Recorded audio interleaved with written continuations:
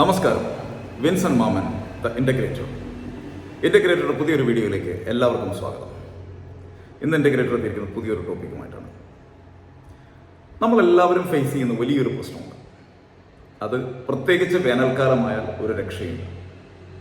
എപ്പോൾ വേണമെങ്കിലും അത് സംഭവിക്കാം. മഴക്കാലത്തും അതേ പ്രശ്നം നമ്മളെ തേടിയെത്താറുണ്ട്. അത് മറ്റൊന്നുമല്ല, വോൾട്ടേജ് ഫ്ലക്ച്വേഷനാണ്. ഈ വോൾട്ടേജ് ഫ്ലക്ച്വേഷൻ വന്നു കഴിഞ്ഞാൽ നമുക്കൊന്നും ചെയ്യാനാവില്ല. നിന്ന നിപ്പിൽ നമ്മൾ വാങ്ങി വെച്ചിരിക്കുന്ന ലക്ഷങ്ങൾ വിലയുള്ള ഇൻസ്ട്രുമെൻറ്റ്സ്, എക്യുപ്മെൻറ്റ്സ് ഒക്കെ ഡാമേജ് ആയി പോകാറുണ്ട്, അല്ലെങ്കിൽ കംപ്ലൈൻ്റ് ആയി പോകാറുണ്ട്. ഒരു പക്ഷേ അതിൽ നിന്നും അത് കത്തിപ്പോകാറുണ്ട്. അതിൻ്റെ ബോർഡൊക്കെ ബേൺ ഔട്ടായി പോകുന്നു.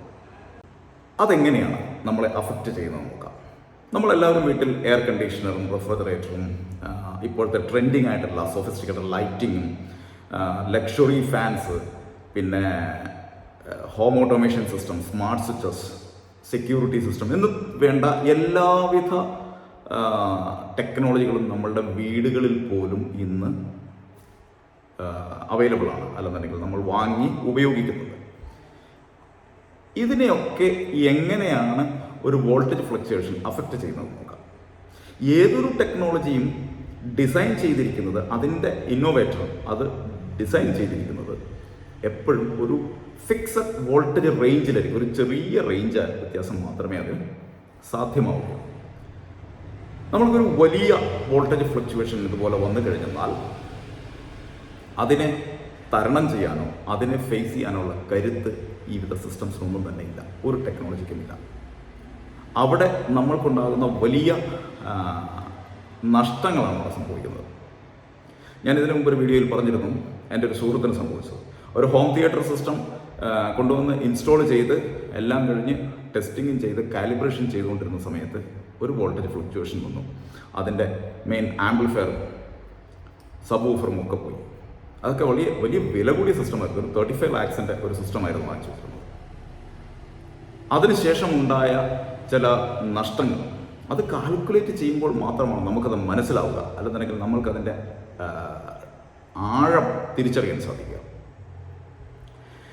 ഇപ്പോൾ ഉദാഹരണത്തിന് ഒരു മോട്ടോർ, നമ്മളെല്ലാവരും പവർഫുള്ളാണ്, ഒന്നും സംഭവിക്കില്ല എന്നൊക്കെ കരുതിയിരിക്കുന്ന ഒരു മോട്ടോർ, ആ മോട്ടറിന് പോലും ഇത് തന്നെയാണ് സംഭവിക്കുന്നത്. വോൾട്ടേജ് പെട്ടെന്നൊരു ഡൗൺ വന്നു, ഒരു റാപ്പിഡ് ഡിക്രീസ് അവിടെ വന്നു കഴിയുമ്പോഴത്തേക്കും അതിൻ്റെ വൈൻഡിങ്സിന് താങ്ങാവുന്നതിനപ്പുറത്തേക്കുള്ളൊരു ലെവലിലേക്ക് ഒരു ഡിഫറൻസ് വന്നു കഴിഞ്ഞാൽ സ്വാഭാവികമായിട്ടും വൈൻഡിങ് കത്തിപ്പോവും.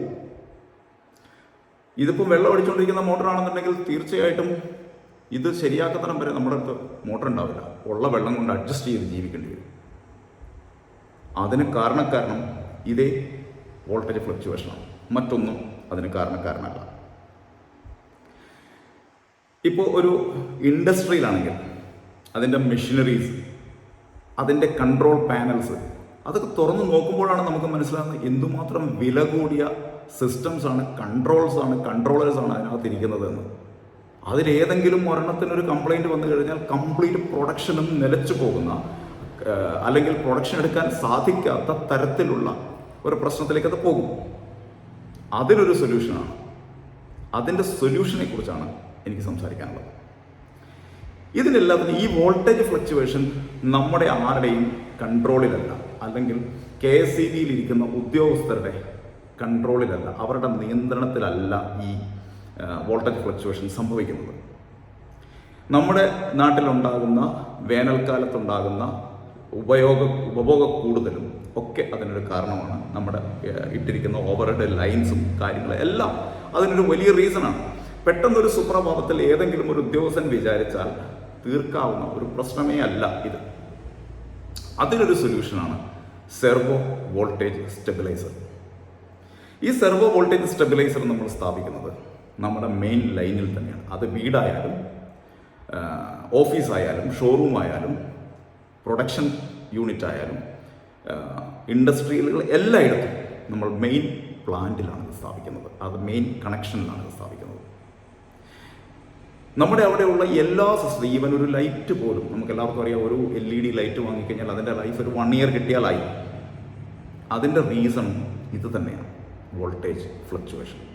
വില കൂടിയ സ്മാർട്ട് TVകൾ വാങ്ങിച്ചു വെക്കുമ്പോൾ കുറച്ച് നാൾ കഴിയുമ്പോൾ ഒരു വോൾട്ടേജ് ഫ്ലക്ച്വേഷൻ വന്നാൽ മതി, അത് കംപ്ലൈൻ്റ് ആയി പോകാൻ. അതിനും സൊല്യൂഷൻ ഇത് തന്നെയാണ്. സിംഗിൾ ഫേസിലും 3 ഫേസിലും നമുക്ക് അവൈലബിൾ ആണ്. 1 കിലോ വാട്ട് മുതൽ നമുക്ക് 3500 കിലോ വാട്ട് വരെ റേഞ്ചിലുള്ള പ്രൊഡക്റ്റ് നമുക്ക് അവൈലബിൾ ആണ്. നമസ്കാരം, വിൻസെൻ്റ് മാമൻ.